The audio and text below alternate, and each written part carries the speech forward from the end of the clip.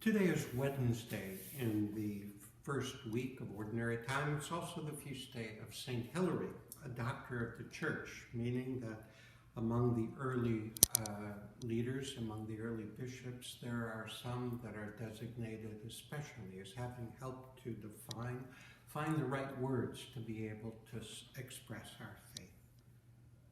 Our gospel today is from the Gospel according to St. Mark, a continuation of chapter 1 of Mark's Gospel. As soon as Jesus and the disciples left the synagogue, they entered the house of Simon and Andrew with James and John. Now Simon's mother-in-law was in bed with a fever, and they told him about her at once. Jesus came and took her by the hand and lifted her up. Then the fever left her, and she began to serve them.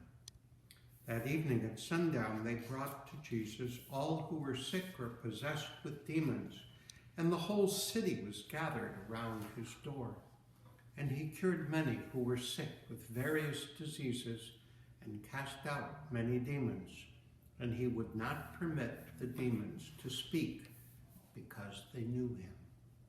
In the morning, while it was still very dark, Jesus got up and went out to a deserted place, and there he prayed. And Simon and his companions hunted for him. When they found him, they said to him, "Everyone is searching for you." Jesus answered, "Let us go on to the neighboring towns, so that I may proclaim the message there also. For that is what I came to do." And Jesus went throughout Galilee, proclaiming the message in their synagogues and casting out demons. My brothers and sisters, the Gospel of the Lord. Today's Gospel is a continuation of the Gospel which we have heard yesterday. It was again a description of a day in Jesus' life, a day in his ministry. At the moment where we begin our reading, it is still the Sabbath, and so people spent their time in their homes rather than travel or do other kinds of work. But when he enters the home of Simon and Andrew, the mother-in-law of Simon was found to be ill. By touching her, raising her up, Jesus frees her from her fever, and she gets up from her bed and serves them.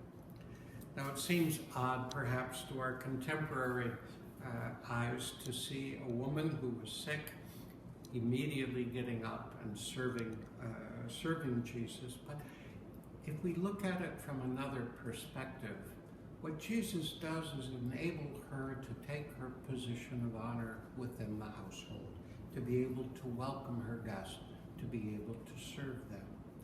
And that is the reason why all of us, at least from Jesus' perspective, are healed.